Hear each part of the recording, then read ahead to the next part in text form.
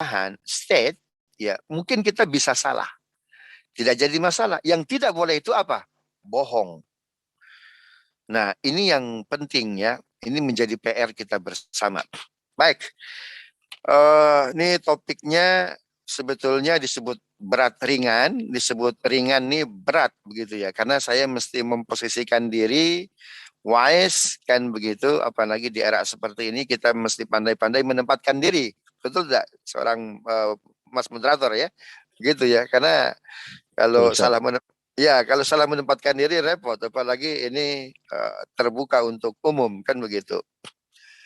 Nah, 76 tahun. Ini 76 tahun nih kira-kira usia muda, usia sedang atau usia tua nih kira-kira nih.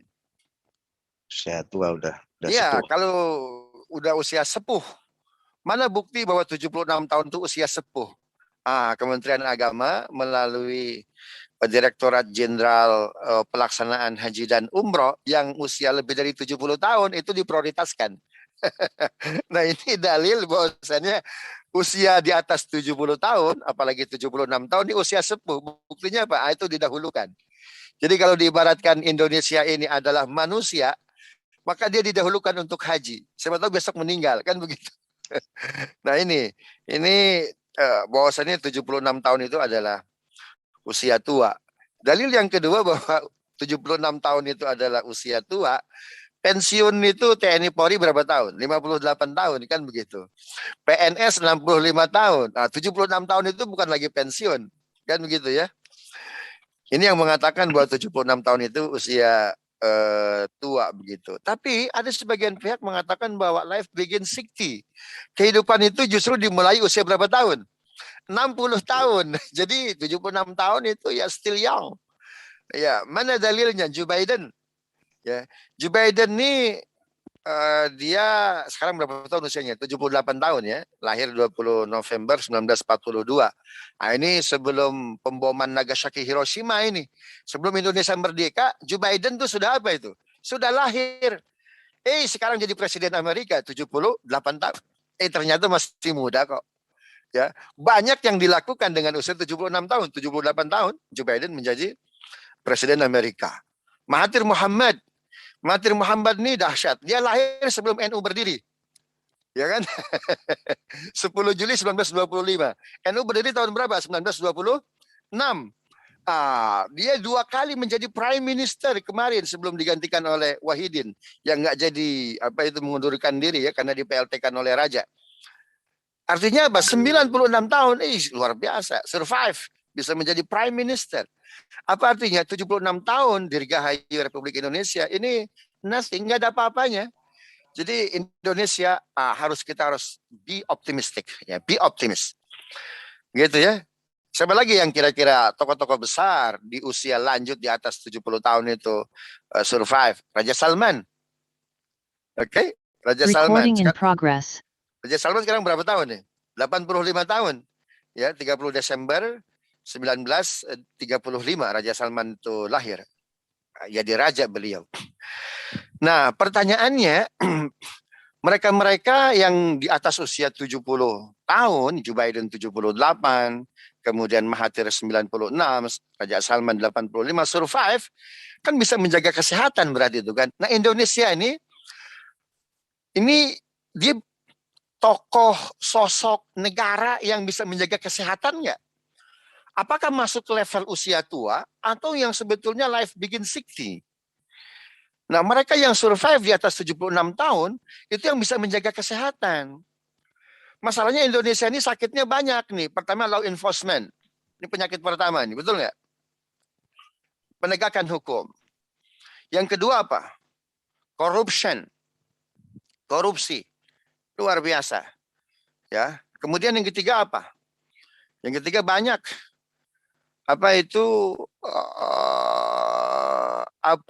kurangnya komitmen kebangsaan. Ya, kurangnya komitmen kebangsaan.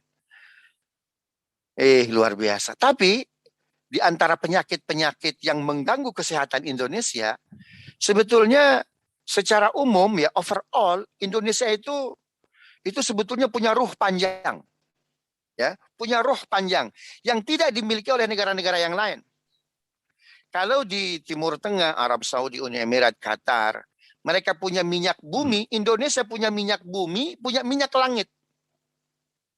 Ya, yang minyak bumi saja misalkan ada 5 Papua punya Freeport itu bisa menghasilkan 240 kilogram emas murni per hari itu. Ya, saya pernah ke sana dalam salah satu kajian begitu. Jadi sebetulnya hutang kita yang berapa ribu triliun? Ah, 4.000. Mas 6.000. Mas Rahmat ya itu nasi nggak ada apa-apanya itu sebetulnya dengan kalau kita bisa bisa memanfaatkan memaksimalkan privat ya. Kemudian oh, emas kita di mana nih di Sumbawa penambangan mineral yang luar biasa ya. Kemudian Martabe itu penambangan emas terbesar di Sumatera gitu yang ada di Sumatera Utara. Kemudian ada lagi tambang emas dan mineral di NTB di mana di Dompu. Dahsyat betul ini. Ya, kemudian Gunung Pongkor. Gunung Pongkor di tetangga Depok nih, di mana nih? Di Jawa Barat. Ya. Ini penghasil emas murni, luar biasa. Ya. Arab Saudi cuma dari satu minyak tok. Ya. Sehingga dia masuk menjadi salah satu negara G20. Itu dari emas tok tuh. Ya, bisa survive dan lain sebagainya. Kita punya bukan hanya minyak bumi, punya minyak langit. Jadi sebetulnya ruh kita ini aslinya panjang. Cuma kita kurang memanfaatkan itu. Jadi kita punya punya resources untuk check up ya, punya resources untuk makan bergizi, punya resources yang luar biasa. Ya, check up ke dokter, kemudian makanannya yang bergizi. Tapi terkadang kita senangnya itu makan yang kolesterol, kan begitu tuh ya. Makan goreng-gorengan. Kayaknya jadi makannya yang murah-murahan begitu tuh. Nah, ini perlu literasi. Anda itu punya duit banyak, ya. Kenapa nggak makan yang bergizi? Anda tuh punya resources yang luar biasa. Check up lah ke dokter, ya. Sebulan sekali atau bagaimana begitu. Cobalah Anda liburan, refreshing begitu ya. Jangan di dalam melulu. Kenapa? Karena Anda punya resources yang luar biasa. Semua itu untuk menjaga kesehatan Anda. Kenapa? Negara-negara lain usia 76, 95, 85 itu survive. Nah, kenapa Anda kok usia 70 tahun ini batuk-batuk? Batuk-batuk sampai jumlah kematian mau tidak di-announce kan begitu.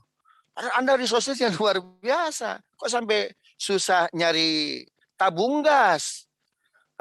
Kok sampai kerepotan beli obat Gamaras yang harganya jutaan satu vialnya? Ya, sampai bahkan 20 juta satu vialnya. Kok nggak sanggup beli? Sebetulnya kalau Anda cairkan uang itu semua, maka rakyat itu bisa hidup panjang luar biasa. Ini terserah nih jamaah paham atau nggak paham nih lah. Ya. Nah, coba kita bandingkan dengan negara-negara lain. Nah, ini masuk ke geopolitiknya ya. Jadi bagaimana Indonesia bisa mempengaruhi minimal di kawasan di ASEAN. Ya. Syukur-syukur itu di Asia. Apalagi kalau sampai ke dunia gitu ya. Kita bandingkanlah dengan negara-negara lain yang merdekanya atau dalam kondisi sulit di tahun 45. Jepang. Nagasaki Hiroshima itu dijatuhkan oleh Amerika Serikat atas izin PBB dan Britania Raya tanggal 6 dan tanggal 9 Agustus 1945 tuh. Tapi coba komparasi antara Jepang dengan kita hari ini. Tahun 1945 Nagasaki Hiroshima dibom atom, tapi 1964 langsung jadi tuan rumah Olimpik. Itu negara Asia pertama, luar biasa. Bahkan mereka survive 2 kali jadi tuan rumah kemarin. Kita mengajukan itu untuk 1932, itu pun kalah dari Brisbane. Kan begitu ya? Dari Australia. Ada apa dengan Indonesia? Waktu yang diberikan oleh Tuhan sama. Jepang 1945 hancur lebur Nagasaki Hiroshima. Yang mirip lagi kemerdekaannya di tahun 1945. Negara ASEAN mana? Ya, yang merdeka 1945. Negara ASEAN selain Indonesia mana? Ada yang tahu?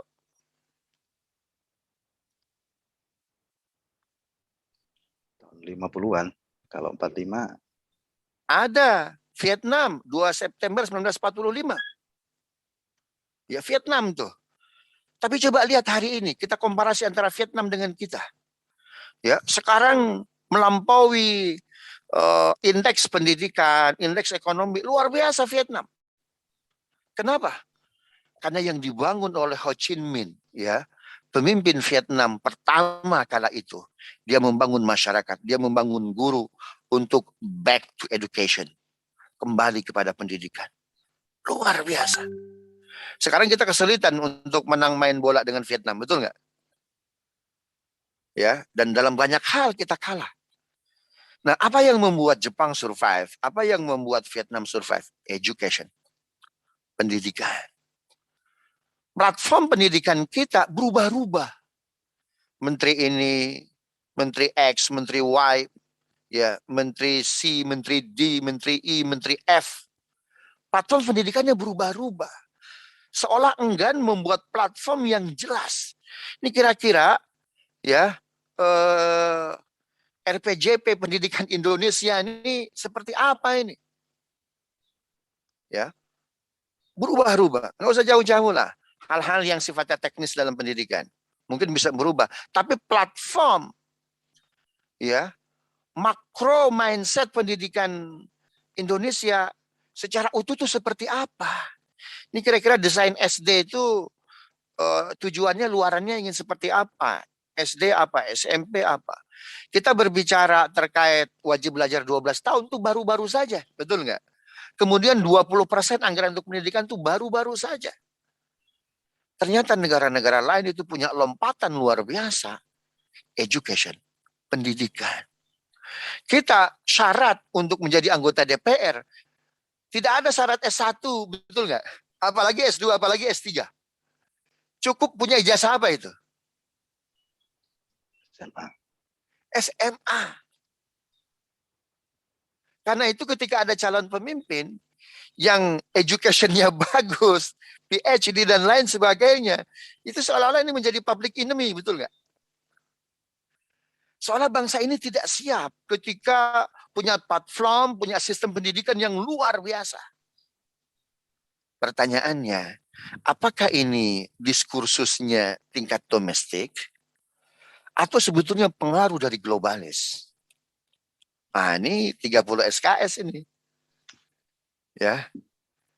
Karena negara-negara yang punya peran, ya, geopolitik di kawasan, ya, minimal kita di kawasan, ya, di kawasan di ASEAN, kira-kira memainkan peran tidak? Agak kurang. Dulu kita mendengar, nggak usah Pak Karno luar biasa, Pak Harto lah. Apa orang Asia bilang ke Pak Harto itu? Macan Asia itu Pak Harto itu. Ya, dia pendidikannya tidak tinggi, ya, jenderal memang. Tetapi punya perhatian yang bagus.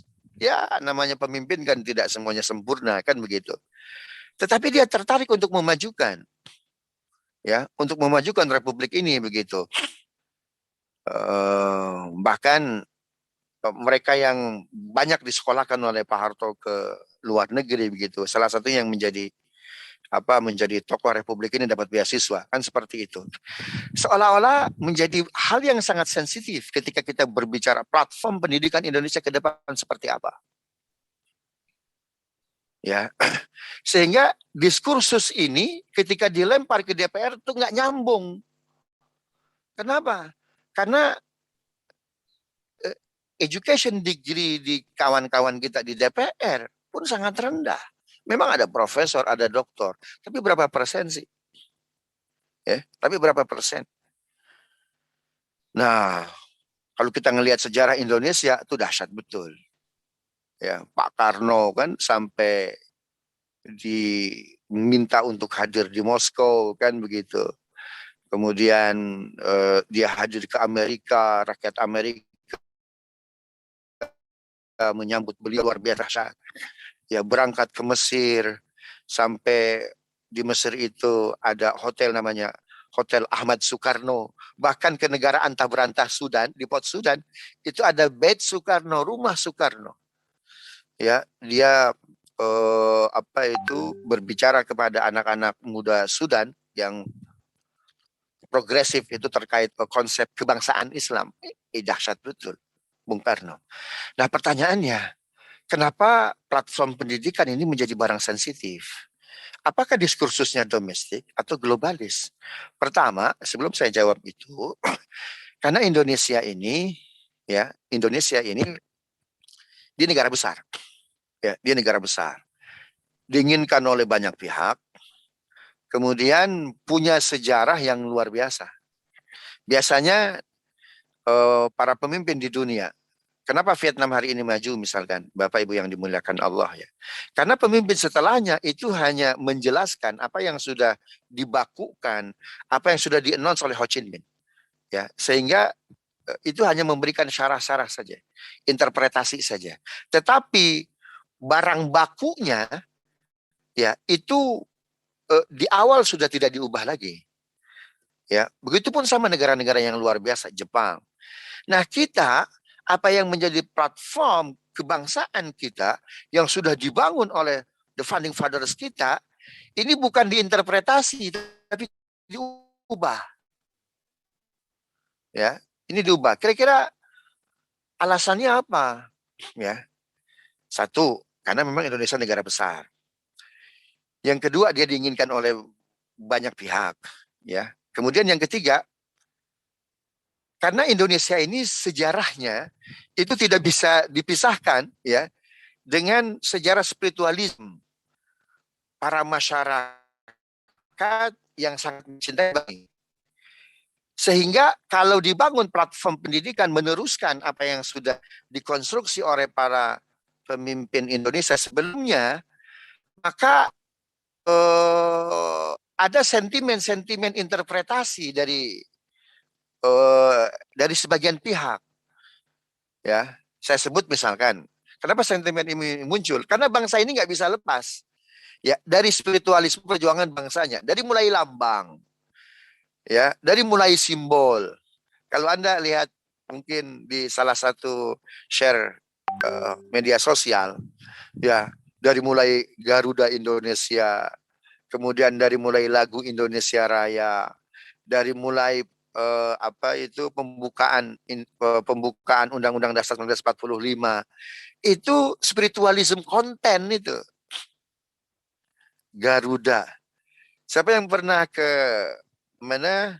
Yang pernah ke Ragunan bertanya di divisi burung, bertanya ingin melihat burung Garuda. Ada yang pernah melihat burung Garuda?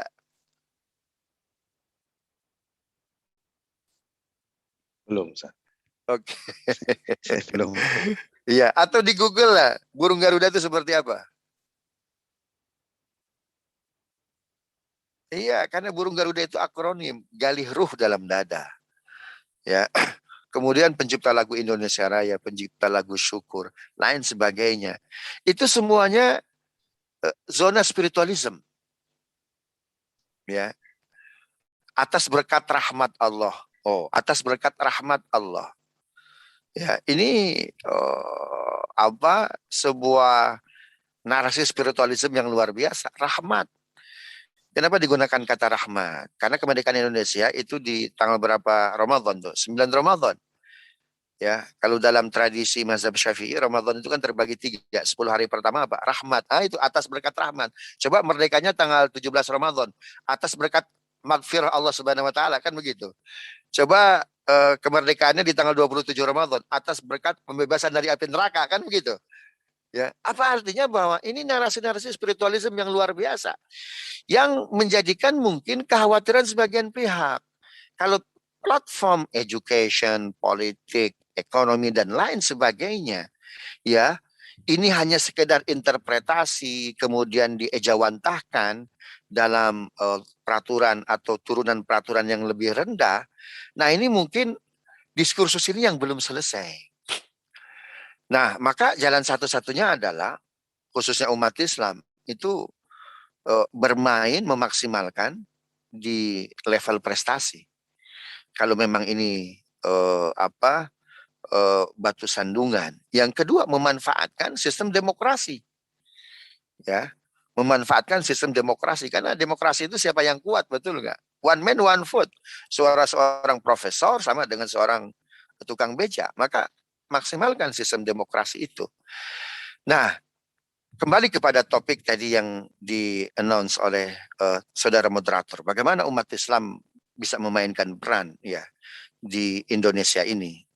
Yang pertama, jangan sampai ada literasi gap antara kebangsaan dengan keislaman. Ya. Karena Nabi dengan jelas mengatakan la dina illa biddaulah. Tidak ada agama tanpa ada negara. Jadi tidak boleh mengatakan Indonesia togut, pemerintah togut, jangan. Itu merugikan sendiri. Sehingga narasi-narasi, kegiatan-kegiatan yang dilempar ya oleh lembaga-lembaga negara ke masyarakat itu mengkonfirmasi kebangsaan. Kita kemarin kan dihebohkan dengan judul apa itu penulisan ilmiah yang ditawarkan oleh BPIP kan begitu. Nah, ya like and dislike ini saya tidak tahu motif mereka, tetapi bisa jadi ini kekhawatiran-kekhawatiran itu muncul. Jadi platform ya kebangsaan Indonesia dalam unsur ekonomi, politik, apalagi pendidikan ya, kalau tidak diubah ya sehingga terjadi pengubahan platform pendidikan di setiap periode kebangsaan kita, ini karena platform yang dibangun di awalnya itu memang apa istilahnya ya, narasi spiritualnya, konten spiritualismenya luar biasa. Nah ini yang sebagian pihak khawatir. Karena itu munculnya konfirmasi dari lembaga-lembaga negara dan lain sebagainya. Ini sebetulnya bagian ya agar jangan sampai umat Islam terjebak ya pada narasi-narasi kebangsaan yang memisahkan dengan keislaman. Karena itu satu lagi ya, yang pertama literasi kebangsaan dan keislaman kita tidak boleh memisahkan keduanya. Karena dengan jelas Nabi mengatakan la dina illa biddaulah. Tidak ada agama tanpa ada negara. Kan begitu. Ini menjadi sangat apa nih? Menjadi sangat penting. Hari ini Afghanistan ya dengan Taliban bisa menguasai Afghanistan dengan sangat mudah ya. Nama negaranya akan diubah. Antum tahu, semua tahu ya? Ada yang tahu apa namanya itu? Islamic Emirate of Afghanistan.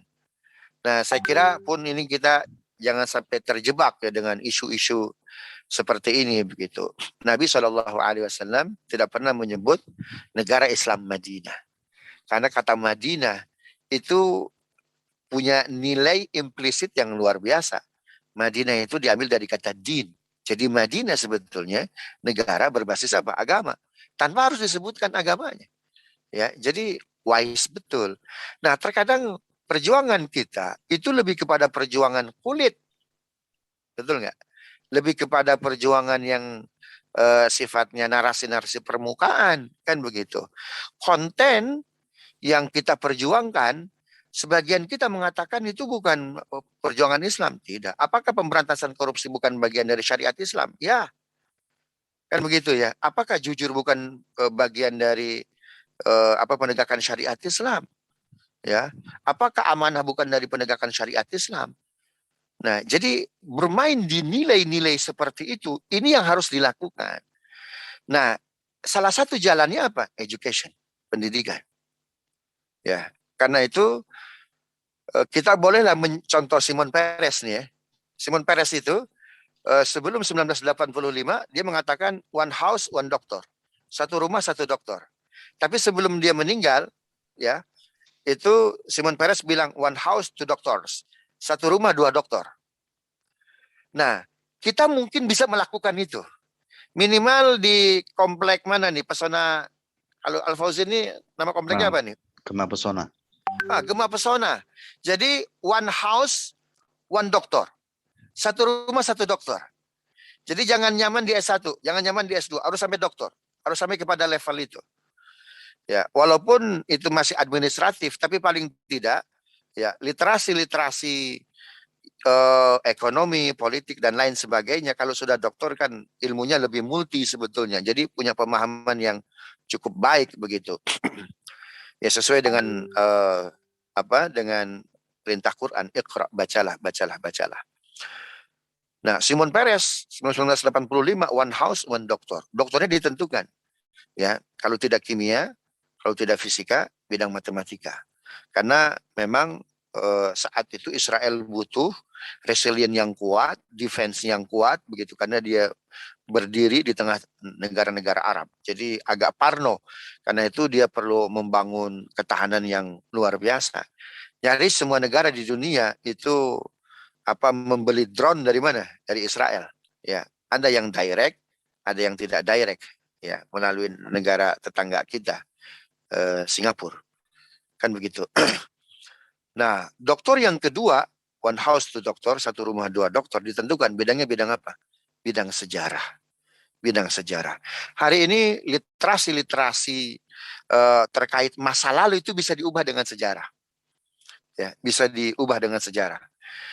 Siapa yang menganggap Nazi dengan komunisme berbeda atau sama? Mana yang paling jahat antara Nazi dengan komunisme? Sama sebetulnya ya. Tapi nyaris dalam buku-buku akademik itu yang dijadikan kambing hitam Nazi, tidak pernah komunisme. Kenapa? Karena literasi filsafat, ya. Kemudian bangunan kurikulum itu luar biasa. Jadi pendidikan itu juga sama bisa mengubah sejarah. Karena itu menjadi sangat penting. Begitu ya. Nah, platform pendidikan kita ini kerap berubah. Kerap berubah. Cina itu bukan apa-apa. Cina itu menjadi survive itu dimulai ya sekitar awal abad ke-21 ya. Itu dimulai oleh Mao Zedong. Ya, dari situ kan awalnya dia penjajahan Inggris dan lain sebagainya. Begitu. Kemudian hadir seorang Mao Zedong buat platform terkait terkait Cina, dan itu tidak diubah. Terus diinterpretasi lebih baik. Tapi bahan pokoknya luar biasa. Nah, kita itu sering mengubah. Ya, padahal the founding father kita dahsyat betul. Ya. Coba lihat itu isi dari konten pembukaan Undang-Undang Dasar 1945 itu luar biasa. Saya kira itu puncak ilmu pengetahuan itu luar biasa. Sekarang coba anggota DPR, DPD, MPR suruh bikin yang semisal apa? Semisal pembukaan 1945, sulit itu. Faktu bisuratim mislih kan gitu. Datangkan satu kalimat seperti Undang-Undang Dasar 1945. Ya. Berat itu. Apa artinya? Memang kebangsaan kita kala itu memberikan ruang kepada orang-orang cerdas, memberikan ruang kepada para alim ulama, kepada cendekia. Silakan pikirkan. Ini sekarang siapapun memikirkan, siapapun punya kebijakan, kan repot.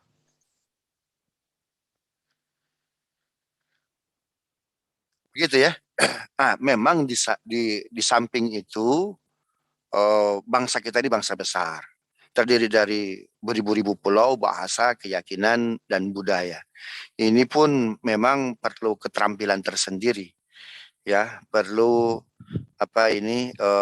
tangan-tangan yang luar biasa, ya, perlu leadership yang strong. Saya nulis buku Membangun Negara Kuat, mungkin kebaca nggak nih? Ya, membangun negara kuat. Untuk sampai kepada level strong state, negara kuat dan punya daya pengaruh di kawasan, ya, kemudian regional, sehingga sampai kepada level global, itu syaratnya 4. Pertama, pemimpin yang kuat, ya, strong leadership, pemimpin yang kuat. Nah, ini menjadi menjadi hal yang tidak bisa ditawar-tawar lagi. Kekuatan seorang pemimpin, ya, itu ditopang dengan knowledge yang bagus, literasi, wawasan yang kuat, begitu. Ada seorang ulama namanya Ibnu Khaldun. Syarat pemimpin kuat itu, ini salah satu syaratnya ya, dia menguasai banyak bahasa asing. Dia menguasai banyak bahasa asing. Muhammad Al-Fatih, coba lihat, ketika menghancurkan tembok, ya, dia ditawari oleh ahli senjata Eropa, ya, bahwa alutsista yang Anda miliki, Tuan Sultan, itu nggak bisa menembus tembok kecuali apa yang saya punya. Itu Muhammad Al-Fatih berdialog dengan ahli alutsista Meriam dari Eropa itu menggunakan bahasa apa itu? Menggunakan bahasa Inggris. Jadi Mehmed I ketika gagal dia untuk menghancurkan tembok, ya, belum berhasil begitu. Dia berwasiat kepada para alim ulama untuk mendidik Mehmed II atau Muhammad Nabi-nya memiliki etika bagaimana nabinya menjadi sosok kepala negara, kepala pemerintahan yang luar biasa. Jadi seorang pemimpin itu harus pandai membaca sejarah. Karena apa yang terjadi hari ini sebetulnya pengulangan-pengulangan dari periode yang lalu. Apalagi kalau kita yang kita baca adalah Surah Nabawiyah. Yang ketiga, tolong didik anakku menguasai banyak bahasa di dunia. Ya, Muhammad Al-Fatih dapat hadiah apa itu kayak semacam asbak ya dari orang Cina. Itu pakai bahasa Mandarin. Luar biasa dahsyat. Berbicara dengan Eropa pakai bahasa Eropa, pakai bahasa Inggris. Kemudian dengan bahasa Arab tentu dengan bahasa Arab. Ya. Jadi seorang pemimpin itu kalau bisa polyglot. Bung Karno berbicara dengan John F. Kennedy pakai bahasa Inggris. Berbicara dengan Jamal Abdul Nasir pakai bahasa Arab. Ya. Kemudian berbicara apa itu dengan pemimpin India pakai bahasa India. Luar biasa itu. Menurut saya ya. Karena seorang pemimpin itu dia harus kuat pergaulan, di antaranya punya komunikasi yang baik begitu. Nah, ini salah satu agar sampai kepada level strong leadership dia harus cerdas ya. Di antara prasyaratnya yang sangat sederhana dia banyak menguasai bahasa dunia kan begitu. Kemudian yang kedua, peran agama ya. Menariknya peneliti politik sekuler apapun, di antaranya yang mengubah wajah Eropa dari Dark Ages menjadi melahirkan Renaissance dan revolusi industri, siapa tokohnya? Niccolo Machiavelli. Dia mengatakan bahwa agama itu punya peran yang luar biasa. Walaupun dia mengatakan selama agama itu mendukung kekuasaannya. Jadi Niccolo Machiavelli itu tidak pernah mengusik agama, apalagi hal yang baku. Paham nggak? Kenapa? Karena itu akan kontraproduktif dengan kekuasaannya, akan kontraproduktif dengan bangsanya. Kenapa? Kalau dibaratkan sebuah perjalanan, ya sebuah kendaraan, negara ini kalau bisa dia ngegas saja terus. Tetapi kalau kontraproduktif, ya banyak bermain-main dengan hal-hal yang sudah baku dalam agama tertentu, itu akan kontraproduktif. Rem lagi, kan begitu. Ah, ini tidak sehat. Itu Niccolo Machiavelli sekalipun itu punya pandangan yang luar biasa. Ya, sekuler dia nggak paham apa ini kajian Ahad pagi, kajian subuh pagi Niccolo Machiavelli ya. Coba Anda baca dalam buku Niccolo, dalam buku Il Prince, The Prince, atau ini saya muat di buku saya di sini. Ya. Kemudian yang ketiga, syarat Indonesia bisa punya peran geopolitik yang bagus di kawasan regional dan global, itu harus punya angkatan perang yang kuat. Ya, punya angkatan perang yang kuat. Hari ini berapa prajurit TNI kita? Nggak sampai sejuta. Ya, nggak sampai sejuta. Negara-negara di Asia khususnya, misalkan Korea Selatan, dia mewajibkan militer. Wajib militer itu punya konsekuensi nasionalisme, betul nggak? Cinta tanah air. Bahkan penyanyi K-pop sekalipun dia mesti apa? Wajib militer tuh ya. Nah, kira-kira untuk kekhasan Indonesia seperti apa? Kita kan bicara nasionalisme. Nah, ini BPIP ini sekaligus masukan saya kepada para pemangku kebijakan di sana gini. Kira-kira kalau di negara-negara lain nasionalisme dibangun itu dengan wajib militer, kira-kira untuk kekhasan Indonesia seperti apa? Ya, dulu P4 Pak Karno apakah bangunan dari nasionalisme atau sekedar bangunan untuk menguatkan kekuasaan? Nah, ini diskusi harus penting, harus dibahas secara menyeluruh, komprehensif, agar tidak melulu justru diskusinya menjadi diskusi yang melahirkan perdebatan-perdebatan yang tidak perlu. Begitu ya. Oke. Polisi pun sama, ya, nggak sampai 1 juta, ya. Karena bagaimanapun keamanan ketertiban itu kita perlukan. Kemudian bangunan ketatanegaraan seperti apa antara TNI? Apakah dia seperti kementerian? Ini Ibnu Khaldun dia membahas tuntas luar biasa, ya, bahas tuntas luar biasa. Kemudian untuk kepolisian yang ada di level ketertiban dan keamanan, itu secara ketatanegaraan bagusnya di mana dia posisinya? Ya, apakah di Kementerian Dalam Negeri atau seperti sekarang, ya, di bawah eksekutif langsung, di bawah presiden dan lain sebagainya. Nah, jadi kita tidak melulu berbicara bongkar pasang hal yang seperti ini. Ya, negara-negara maju seperti Jepang, Korea, kemudian Amerika, it's finished, ya. Itu bicara di awal. Setelah itu pengembangan. Kita periodisasi itu bicara ini lagi. Jadi bongkar pasang. Gitu ya. Kemudian yang keempat, untuk sampai kepada level strong state, itu melakukan ekspansi militer. Memang ini agak bombastis betul begitu. Coba lihat negara-negara yang melakukan ekspansi militer.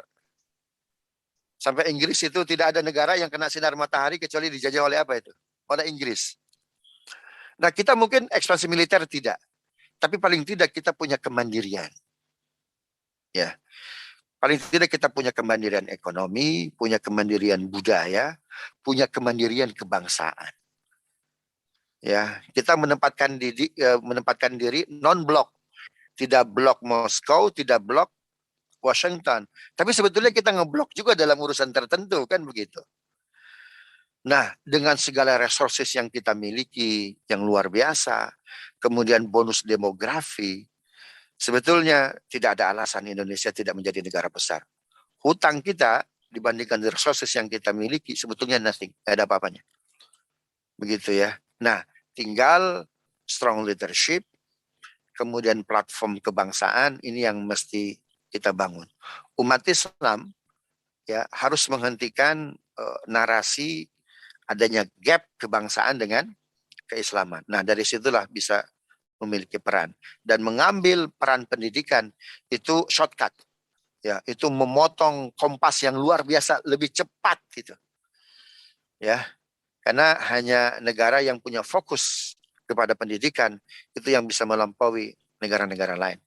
Saya kira ini yang bisa saya sampaikan. Mudah-mudahan bermanfaat ya. Jika ada pertanyaan silakan. Jazakumullah khairan Ustaz Abdul Muta'ali. Jadi sudah menyampaikan ke kita memotret posisi Indonesia seperti apa, walaupun tidak secara eksplisit, tapi secara implisit kita bisa tangkap posisinya di mana. Dan tadi saran-saran kepada umat Islam berarti dimulai dari diri kita, apa yang bisa kita ambil perannya agar kedepannya itu bisa lebih berperan. Baik, kita masuk ke sesi tanya jawab. Ini kita bacakan dulu yang di chat ya, yang angkat tangan sudah 2 orang. Kita mulai dari chat dulu, setelah itu baru yang angkat tangan. Ini satu-satu atau di per 3-3 langsung didengarkan, Ustaz? Boleh langsung 3 boleh. Oke. Mungkin kita mulai dari yang di chat dulu. Ini seperti biasa, ini Pak Haji Sasmoyo, ini selalu always menuliskan pertanyaannya. Saya bacakan. Assalamualaikum Pak Ustadz, saya ingin dapat analisa yang jujur dari Pak Ustadz terkait fenomena yang terjadi di negara kita sekarang ini.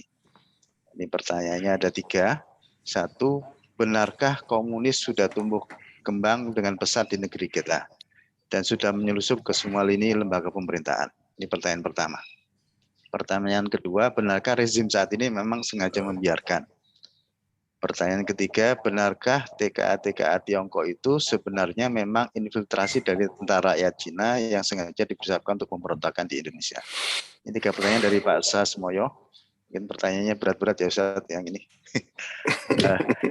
Ini yang angkat tangan mau didengarkan sekarang, Ustaz? Silakan. Baik, dimulai dari Pak Ibnu Dwinanto. Tafadhol, Pak Ibnu. Syukron. Assalamualaikum warahmatullahi wabarakatuh. Pak Ustadz. Waalaikumsalam warahmatullahi wabarakatuh. Alhamdulillah. Saya kebetulan juga sudah ada bukunya, Masya Allah Pak Ustadz. Bagus. Oh, Saya udah beli ini juga dan banyak yang nanya nih Ustadz, di mana belinya. Kebetulan saya waktu itu beli di marketplace banyak bapak-bapak dan ibu-ibu buku ini dan cukup bagus karena memadukan antara peran agama dengan kenegaraan dan tadi yang disebutkan kalau nggak salah dibahas di bab 4 pilar strong state. Di salah satu pilarnya tadi Pak Ustadz disebutkan tentang peran agama nih Pak Ustadz. Kira-kira kalau kita membaca beberapa literatur yang lain termasuk buku Api Sejarah, itu sangat dijelaskan bagus tentang peran agama dan selama ini ternyata sejarah Islam di Indonesia itu banyak sekali diwarnai oleh umat Islam. Dan pada kenyataannya di buku-buku Diknas sekarang halaman-halaman mengenai masa keemasan Islam itu justru di Hindu-Buddha bukan di dalam Islam. Nah, padahal kenyataannya bahwa ternyata Islam sudah masuk kan pada saat Borobudur itu dibuat. Nah, pertanyaannya untuk aplikasinya ke depan Pak Ustadz. Kira-kira kementerian-kementerian apa ini yang perlu kiranya harus ya secara walaupun di dalam surat An-Nisa sudah jelas Al-Maidah maaf 51 sudah jelas bahwa kementerian bahwa pemimpin itu diharapkan adalah muslim. Tapi minimal kalau seandainya kita ini dihadapkan pada suatu kenyataan, minimal kementerian-kementerian apa nih Pak Ustadz yang harus ya kalau bisa itu memang wajib untuk dipegang oleh umat Islam karena seperti dulu Pak Ustadz pernah menyampaikan juga Israel itu cukup menjadi negara kecil tapi dia menguasai 2 kementerian di Amerika sehingga dia bisa menguasai dunia. Syukron Pak Ustadz, itu saja yang bisa kami sampaikan. Assalamualaikum warahmatullahi wabarakatuh. Waalaikumsalam warahmatullahi wabarakatuh. Pak Ibnu Dwinanto, kalau boleh tahu tinggalnya di mana? Saya kebetulan di Cinere, Pak. Oh, di Cinere. Oh, Iya, Pak. luar biasa. Ini kayaknya penggemar ini sering mengikuti Ustadz Abdul Muta'ali ya. Iya, alhamdulillah di Masjid Raya Cinere, Pak. Setiap Sabtu jam ada beliau. Ya. Baik. Baik. Lanjut ke Pak Sri Hadi. Tafadhol Pak Sri Hadi. Assalamualaikum warahmatullahi wabarakatuh. Waalaikumsalam. Assalamualaikum warahmatullahi wabarakatuh. Terima kasih Pak Rahman, Pak Ustadz. Kajian ini sangat menarik bagi saya karena memang menyangkut banyak hal dalam kehidupan kita, terutama bernegara, berbangsa. Kebetulan ya kita bersama dengan 17 Agustus dan tentunya gini, tadi saya coba mengikuti penjelasan Pak Ustadz dari awal sampai akhir. Saya coba menarik 2 awalan bahwa hal yang paling mendasar yang kita belum miliki itu adalah masalah penegakan hukum dan korupsi. Dan yang terakhir bahwa kalau kita menjadi suatu negara yang maju, itu level 4 tadi yang dicapai adalah ekspansi. Mungkin ekspansi agak ceritanya agak ekstrim kalau kita lihat secara fisik, tetapi di dunia ini kalau saya perhatikan pertempuran bukan fisik lagi, tetapi bisa pemikiran, bisa teknologi, bisa ideologi, dan banyak hal yang itu dijadikan alat. Bahkan kalaupun perang terbuka mungkin tidak menggunakan senjata lagi, tapi bisa biologis, bisa hal yang lain. Nah, ini juga negara kita ini tentunya ilmu penting buat tadi Pak Ustadz, saya sangat sependapat bahwa visi mendidik dan visi untuk bisa menjadikan setiap keluarga itu memiliki orang-orang cerdas itu penting. Namun tadi ya awalannya sebaiknya dari mana Pak Ustadz? Ini yang kita ini kan kadang ini jadi lingkaran, tetapi orang butuh mendahulukan ekspansi tapi melupakan dasar-dasar tadi sehingga itulah yang membuat cara itu mengalahkan semua cara digunakan. Terima kasih, itu saja dari saya. Wassalamualaikum warahmatullahi wabarakatuh. Waalaikumsalam warahmatullahi wabarakatuh. Jazakallah khair Pak Sri Hadi. Ustadz Abdul Muta'ali ini kalau begitu ini karena yang mengatakan masih 2 lagi, kita sesi pertama dulu ya. Nanti setelah itu Pak Hermanto Harun dan Ustadz Anwar Hamdad. Betul Ustaz Mutali. Baik, terima kasih. Pertama terkait fenomena di negeri kita. Saya kira apa yang terjadi di Indonesia saat ini terjadi di banyak dunia Islam ya. Kalau kita hari ini seolah-olah dihadirkan dengan dialektika bahwa keislaman ini menjadi sesuatu yang mesti dikonfirmasi dulu kebangsaannya. Ini yang terjadi seperti itu, yang pertama ini. Nah, ini pun yang menjadikan, jadi bisa jadi memang analisis yang mengatakan bahwa keislaman mesti dikonfirmasi dulu dalam narasi kebangsaan, bisa jadi mereka bertanya karena ada contoh Arab Spring yang luar biasa yang terjadi di Timur Tengah. Ya, konflik Sunni Syiah di Suriah, kemudian di Yaman, butuh waktu 250 tahun untuk recovery dua negara tersebut. Itu karena ya walaupun saya tidak sepakat itu basisnya ideologi, tetapi memang intrik-intrik itu ada. Apalagi ketika itu menjadi bahan transnasional, sebagian kita di Indonesia yang pro Sunni ekstrim mungkin mereka mendukung satu negara yang melakukan ekspansi militer baik ke Suriah ataupun ke Yaman. Jadi isu yang terjadi seperti itu. Nah, Indonesia karena kasus Arab Spring di Timur Tengah ini mesti mengkonfirmasi ini keislaman kalian seperti apa. Nah, sebetulnya ini kan tidak perlu dipertanyakan lagi, kan begitu ya. Apalagi Indonesia sejarahnya nggak bisa lepas dari ulama, dari santri, dari pesantren. Nah, inilah pentingnya bahwa masyarakat Muslim Indonesia ini punya edukasi yang bagus, ya, punya peran yang hebat. Kemudian masing-masing itu bisa memerankan diri di seluruh wahana Republik kita, entah itu di lembaga, entah itu di kementerian. Ini menjadi sangat penting. Bisa dipahami ya. Nah, saya kira itu mungkin salah satu cara. Kalau saya mengutip surat An-Nahl, alladzina ahsanu fi hadhihi dunya hasanah. Orang-orang yang memanfaatkan kehidupan dunia, maka dia punya kebaikan. Minimal kebaikan untuk dirinya, untuk keluarganya, untuk masyarakatnya. Kan begitu. Jadi ketika berbicara akhirat bukan berarti meninggalkan dunia. Karena yang dibangun oleh penjajah, kalian sudah nggak usah bicara politik, nggak usah bicara ekonomi, hidupkan masjid, kan begitu ya. Oh, kalian itikaf saja, zikir saja. Nah, itu yang dibangun sebetulnya oleh para penjajah dan ini cukup ya membangun konstruksi pemahaman Islam tradisionalis sehingga mereka nggak mau bicara ekonomi, tidak mau bicara politik. Nah, imbasnya lah hari ini sebetulnya yang kita terima. Bisa dipahami Bapak Ibu ya. Nah, jadi makanya kata Bung Karno apa jas merah ya. Ini yang pertama. Yang kedua terkait komunis, agak berat nih ya. Jadi semua ideologi itu punya keinginan untuk ekspansi. Kan begitu. Apalagi dengan sistem republik, ini sebuah ruang terbuka. Karena itu manfaatkan demokrasi ini ya agar kita menjadi pribadi yang kuat, menjadi komunitas yang kuat sehingga kita mengisi demokrasi dengan konten kebangsaan keislaman yang baik. Ya, tidak kalah dengan ideologi lain, begitu. Kemudian yang ketiga,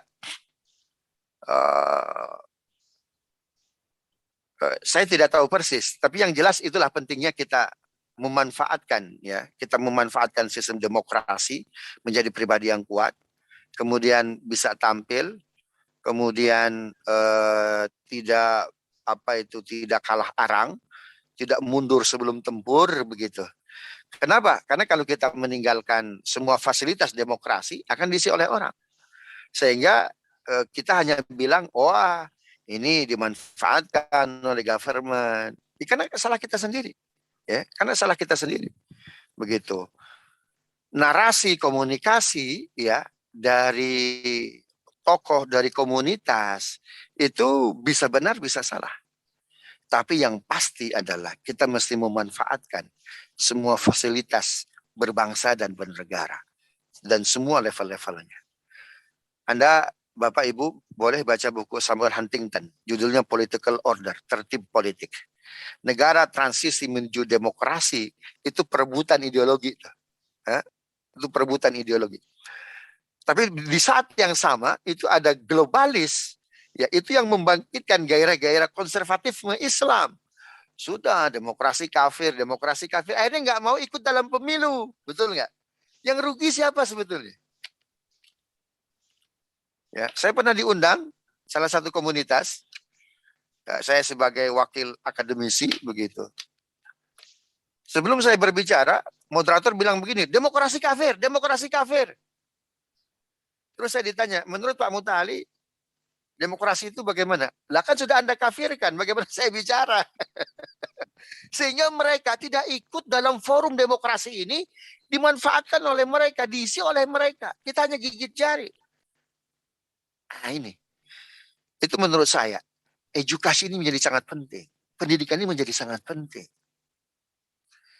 Jangan menjadi Islam emosional, harus menjadi Islam rasional.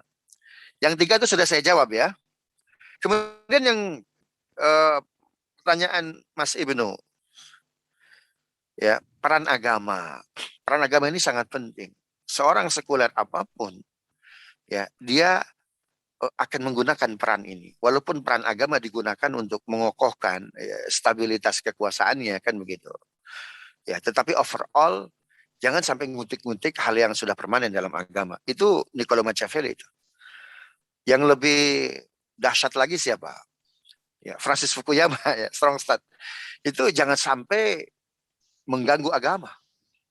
Ya, kenapa? Karena dia akan memukul diri kita sendiri dan akan mengganggu pemerintahan. Itu demikian.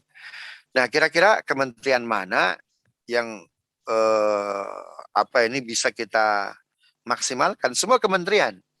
Walaupun Nabi SAW itu dalam sejarah Sirah Nabawiyah ya, pasca perang Badar, itu Nabi langsung membentuk kelengkapan-kelengkapan negara. Di antaranya adalah membentuk kementerian. Kementeriannya sangat efisien, simple. Ya, satu kementerian ekonomi, satu kejaksaan dan pengadilan, kemudian yang ketiga kementerian pendidikan. Itu jangan sampai tidak diperhatikan tuh oleh umat ya, oleh umat Islam khususnya. Ya, kemudian jadi yang ekonomi ini cukup banyak ini. Ya. Itu ada lagi Kementerian Ekonomi itu merangkap Gubernur Bank Sentral. Ada yang tahu siapa tuh sahabat Nabi? Dia Menteri Ekonomi merangkap Gubernur Bank Sentral, Baitul Mal. Ada yang tahu? Mas Ibnu tahu nih. Utsman bin Affan tuh, Pak. Menteri Ekonomi merangkap Gubernur Bank Sentral. Bukan hanya itu, ada lagi komite kalau kita ini namanya apa ya? Kadin ya, ketua Kadin yang Kadin dan apa namanya itu? Kalau dulu itu ada Bahlil. Apa Bahlil itu sebelum diangkat jadi menteri BKPM. BKPM. Siapa dia? Abdurrahman bin Auf. Oh, luar biasa dahsyat. Dan satu lagi Menteri Pertahanan, Umar bin Khattab. Ini menteri-menteri vital ini. Ya, menteri-menteri vital. Subhanallah. Dan Kementerian Luar Negeri tentunya ya. Ini menteri-menteri yang sangat vital, yang luar biasa. Begitu Mas Ibnu ya. Tapi intinya memang di semua kementerian, lembaga, ya, umat harus punya fokus, harus punya perhatian. Begitu. Jadi tidak ada kementerian kelas 1, kelas 2, kelas 3. Tetapi kalau disuruh memilih, baru ada prioritas. Kemudian dari Pak Sri Hadi Agustin ya tentang ekspansi militer. Ya, tentu perang fisik tidak. Ya, sekarang yang dilakukan adalah itu justru adalah perang biologi, perang pemikiran dan lain sebagainya. Ada sebagian kalangan sebetulnya pandemi ini adalah kreator para globalis kan begitu dan lain sebagainya, kita nggak tahu. Itu hanya asumsi atau opini, saya tidak tahu persis ya. Tetapi bahwa dunia ini sebetulnya tidak akan pernah berhenti dari perang. Bentuknya saja yang berbeda. Ya, bentuknya saja yang berbeda. Perang pemikiran, kemudian perang ekonomi, ya, perang ideologi dan lain sebagainya. Dan ini akan terus menerus. Nah, saat ini ketika menggunakan perang militer, Amerika saja hengkang itu dari Afghanistan. Coba, kenapa? Cadangan nikel menipis, kan begitu kan? Cadangan minyak menipis, Afghanistan nggak ada makan siang gratis, ya, nggak ada makan siang gratis. Jadi yang murah, terstruktur, sistematis dan luar biasa dahsyat, perang biologis, perang pemikiran. Sehingga dalam Islam ada perang pemikiran ini dikonstruksi menjadi sebuah istilah Ghazwul Fikri. Sekularisme, liberalisme, ini sebetulnya bagian dari perang. Kan begitu. Nah, hari ini ada kecanggungan keagamaan di antara kita. Betul nggak? Ya, ada kecanggungan keagamaan di antara kita. Sebetulnya. Nah, ini apakah kita sudah kena virus apa ini Ghazwul Fikri atau lain sebagainya? Ini saya kalau ngomong gini, saya khawatir Islamis, ya, khawatir disebut orang masjid dan lain sebagainya, kan begitu. Nabi luar biasa. Siapa yang lebih toleran dari Nabi? Ada nggak kira-kira? Orang yang paling toleran dari Nabi Muhammad SAW ada nggak kira-kira? Nggak ada kan? Keyakinan kita harus mengatakan demikian. Ketika Nabi selesai menyepakati 48 pasal piagam Madinah, di depan Nabi heterogen, ya, audiensnya bukan hanya umat Islam yang homogen, tapi ada juga Yahudi, ada Nasrani, ada Majusi. Ya. Bagaimana Nabi memberikan pengantar salam ketika membuka sambutannya, idenya, pandangannya. Kalau kita kan Assalamualaikum warahmatullahi wabarakatuh, jika ada Muslim saja. Bagaimana ketika ada non-Muslim? Dan itu sangat heterogen variannya. Apa salam Nabi? Salamun ala manittaba'al huda. Satu aja ini. Keselamatan bagi mereka yang mengikuti petunjuk Allah Subhanahu wa taala. Jadi ada komitmen, ada keyakinan dan ini dijamin oleh Undang-Undang Dasar. Ya, setiap warga negara dijamin melaksanakan apa? Keyakinannya. Tapi terkadang kita agak ragu kan begitu. Bisa dipahami tidak ini? Bisa dipahami ya? Nabi cukup satu saja. Nabi nggak pakai assalamualaikum ketika heterogen. Salamun ala manittaba'al huda. Keselamatan bagi yang mengikuti petunjuk Allah. Betul nggak? Jangan-jangan nanti kita ragu juga mengucapkan la ilaha illallah Muhammadur Rasulullah. Kenapa? Ini nggak toleran nih. Bisa dipahami nggak? Bisa ya. Nah, Bisa, ini Ghazwul Fikri. Ini Ghazwul Fikri dan akan terus menerus sehingga kita ragu dengan keagamaan kita.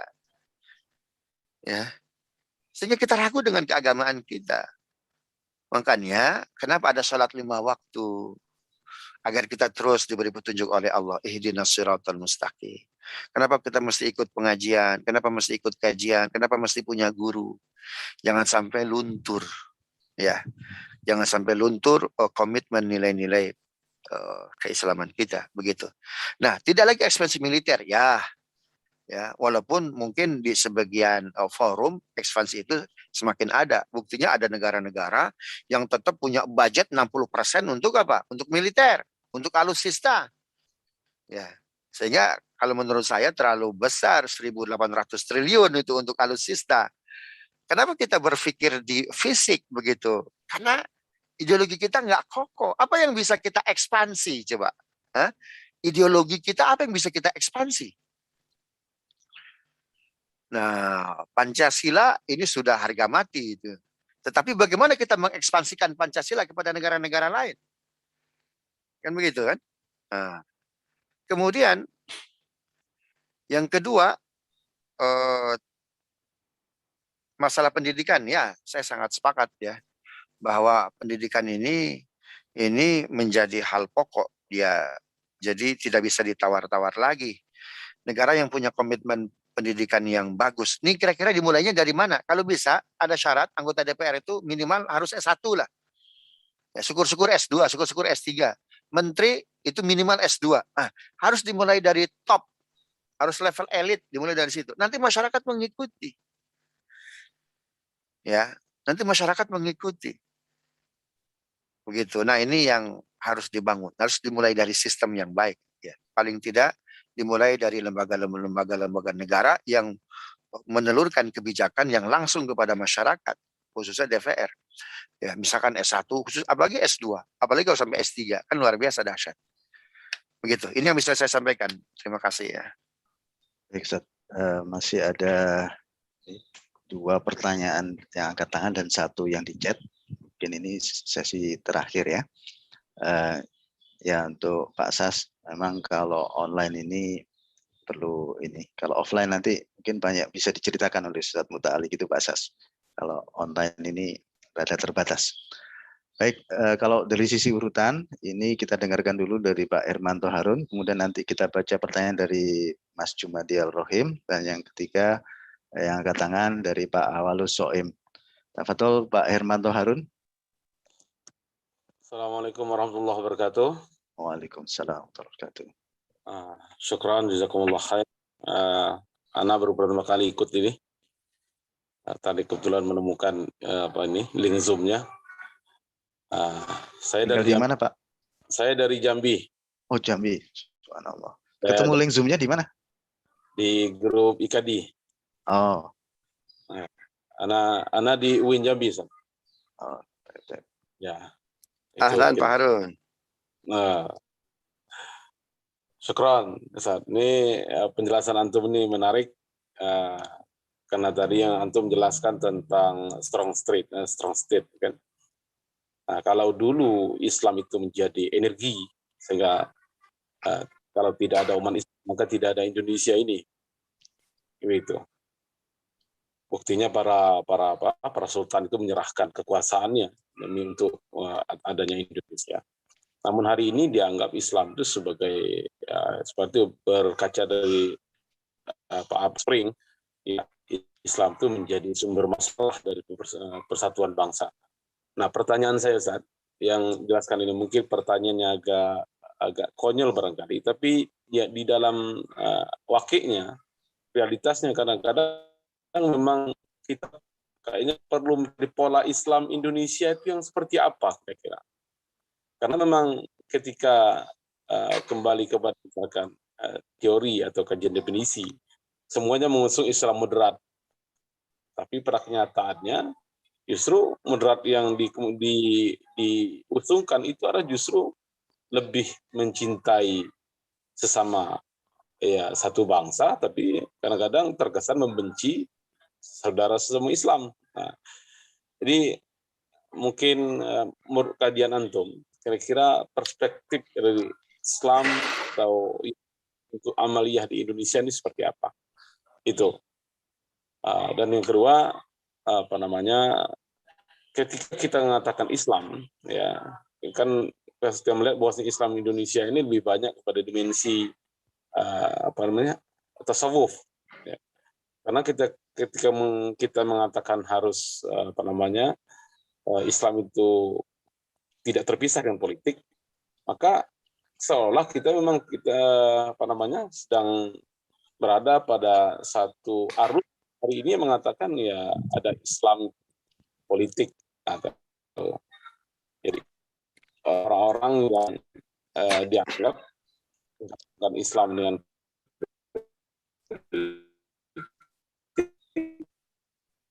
apalagi membuat tidak sesuai dengan konsepsi politik di Indonesia. Nah ini yang agak berat. Sementara kita memahami Islam itu kan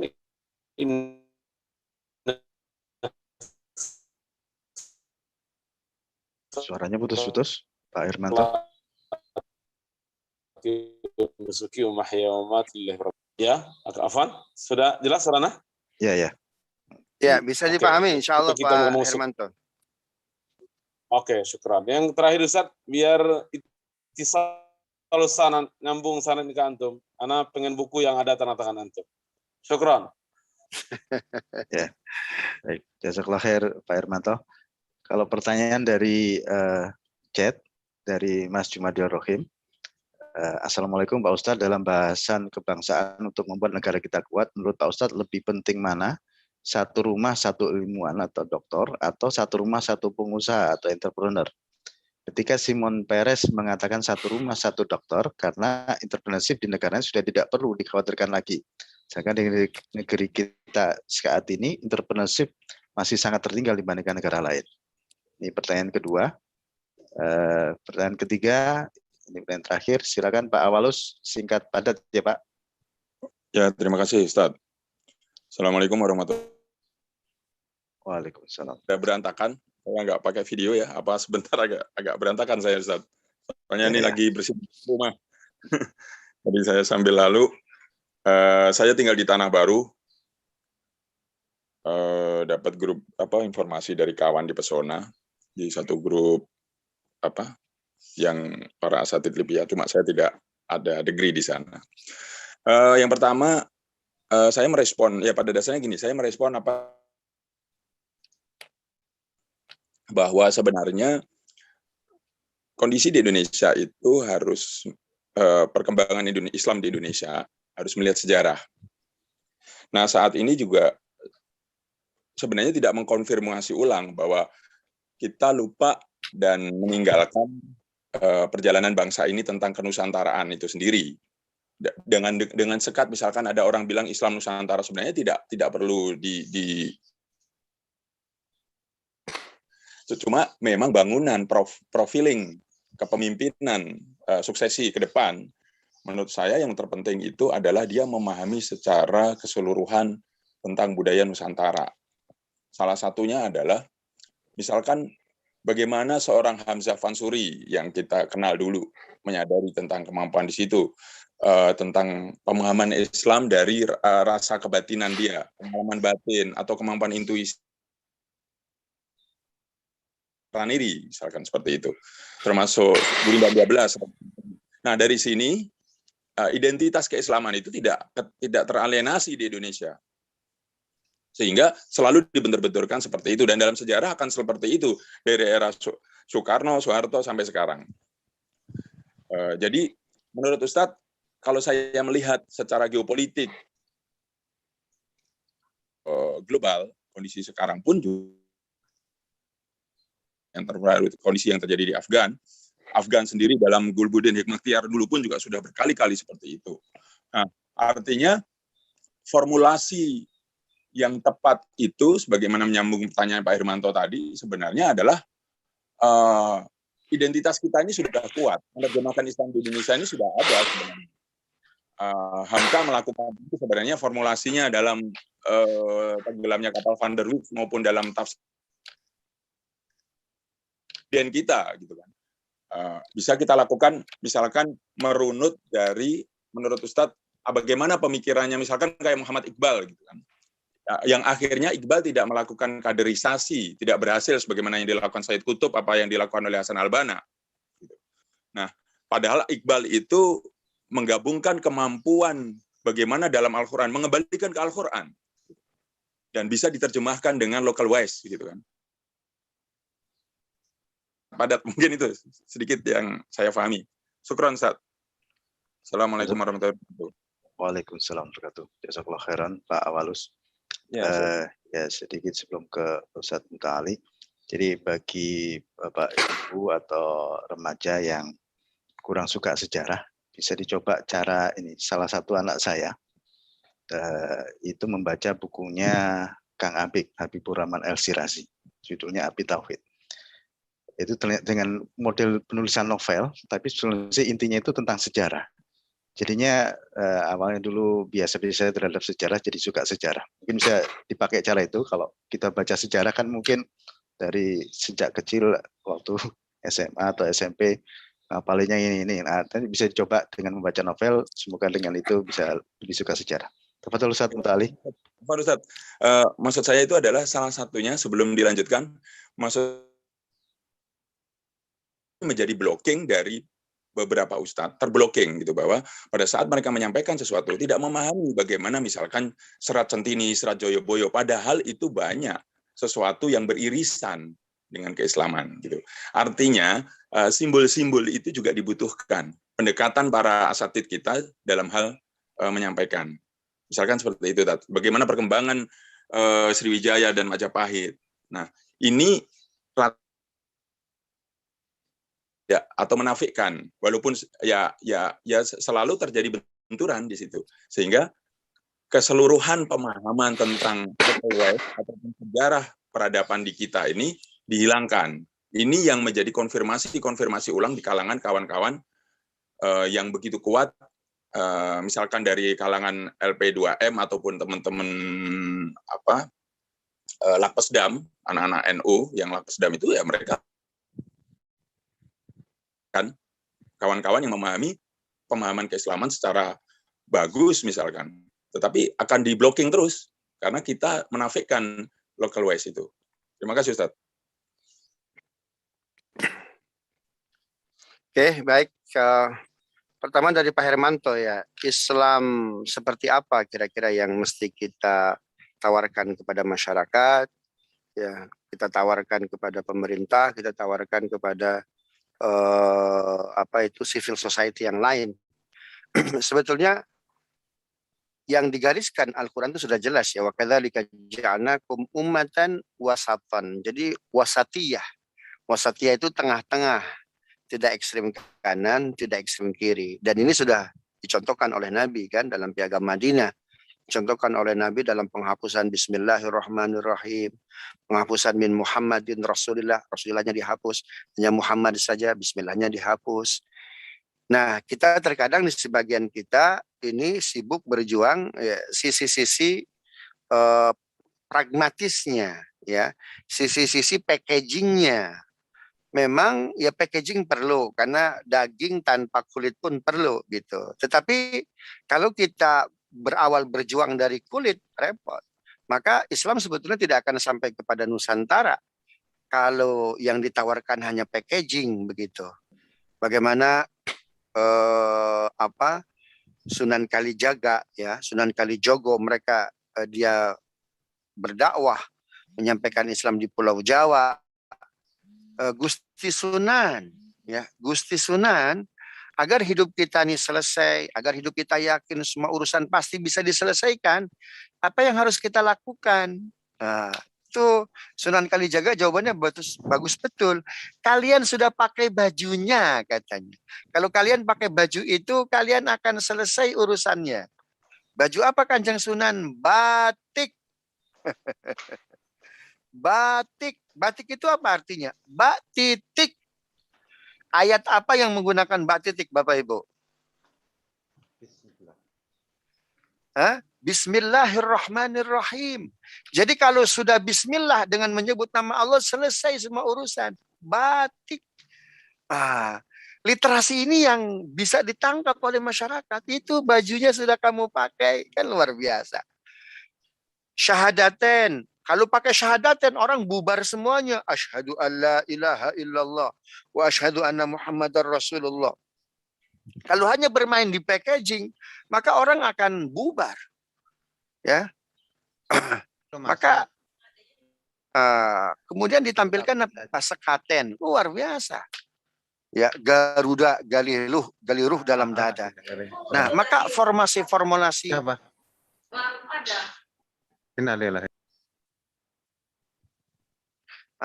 Maka formulasi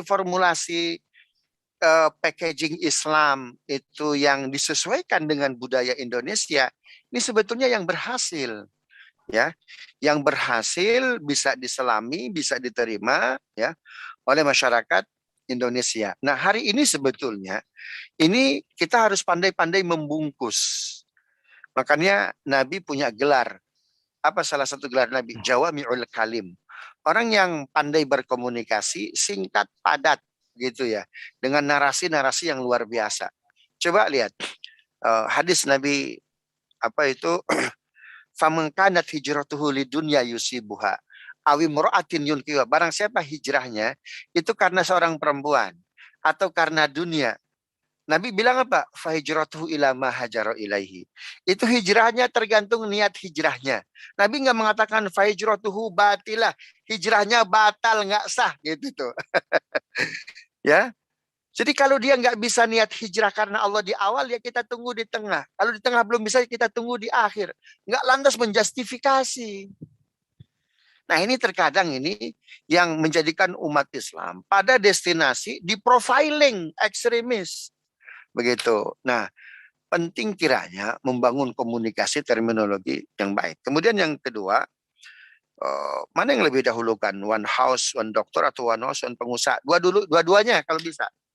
Ya, tapi menurut saya dengan sendirinya ya, dengan pendidikan itu, maka itu ekonomi insya Allah bisa diperbaiki dan mengikuti biasanya kan begitu. Karena ilmu itu seperti padi, kalau kita tanam padi, rumput jadi. Tapi kalau kita tanam rumput, padi nggak akan jadi kan begitu. Nah, ilmu itu biasanya mengikuti, ya. Saya kira seperti itu. Tapi kalau disuruh memilih, disuruh dua-duanya lebih baik.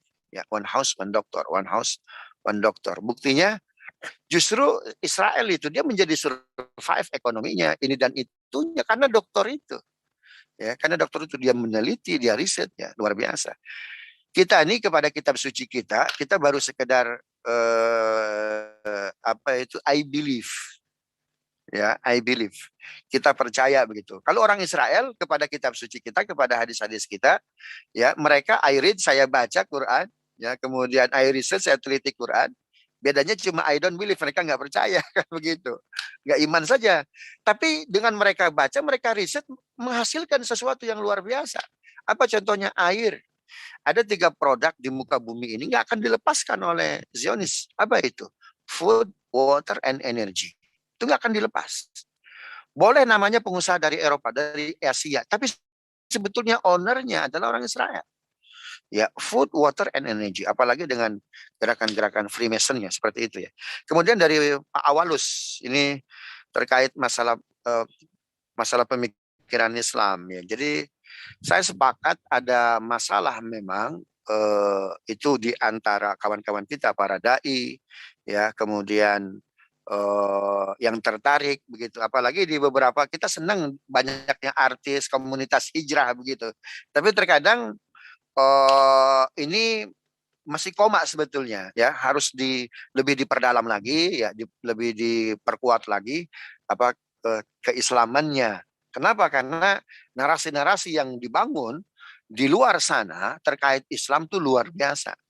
Ada dialog yang sangat dahsyat ya antara Samuel Huntington dengan Francis Fukuyama.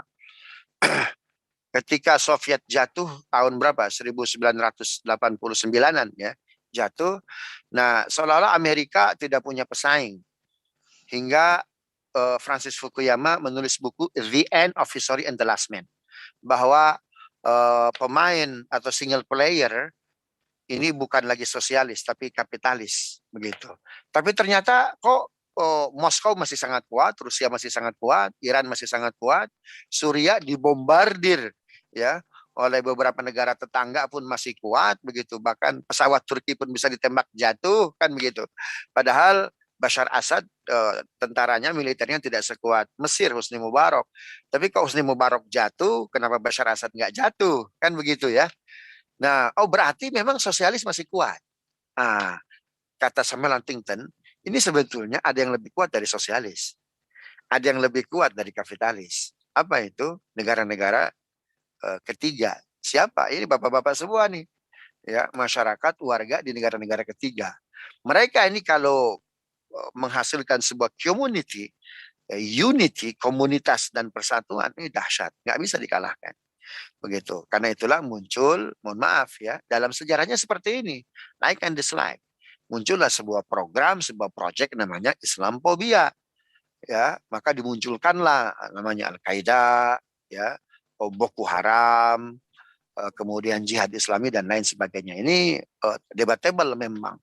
Tapi faktanya memang ada rentan pemahaman di sebagian kaum muslimin ketika dibangkitkan isu-isu patriotisme, itu hasilnya itu tidak menjadi wise begitu. Nah, ini yang harus kita pahami bahwa ini sebuah desain besar, bahwa dunia ini akan selalu disibukkan dengan intrik. Kalau tidak perang mesin, kalau tidak perang biologis, maka adalah perang pemikiran. Tanpa harus datang berperang, banyak dengan sangat mudah sebuah negara bisa mengkooptasi ya kesatuan kebangsaan negara-negara, khususnya negara-negara Islam. Saya kira itu.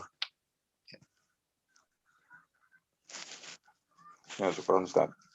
Afwan. Ya, jazakumullah khairan. Sebenarnya masih ada satu pertanyaan di chat. Tapi sekarang udah jam 7:12. Boleh satu. Oh, Karena masih. Jawabannya akan implisit ya. Jawaban dari saya akan implisit dan normatif ya. Silakan. Oke.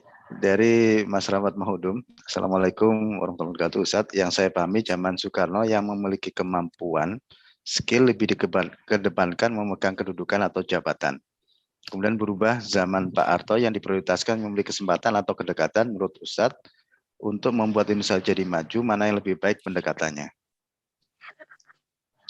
Baik. Pada masa Utsman bin Affan, tuduhan terbesar kepada khalifah ketiga ini, dia membangun nepotisme, betul ya. Ada Marwan bin Hakam di situ. Nah, sehingga sebagian kalangan muslim ini membuli kepemimpinan Utsman bin Affan. Pertanyaan saya, apakah Utsman bin Affan yang malaikat malu kepada beliau, yang dijamin ahli surga dan lain sebagainya, kan begitu ya, akan mengeluarkan sebuah kebijakan yang akan bertentangan dengan nilai-nilai universal Islam? Saya kira tidak. Kenapa? Karena Marwan melihat bahwa, Utsman melihat bahwa keluarganya itu punya kompetensi. Yang tidak boleh itu adalah sudah keluarga nggak punya skill, nggak punya kompetensi.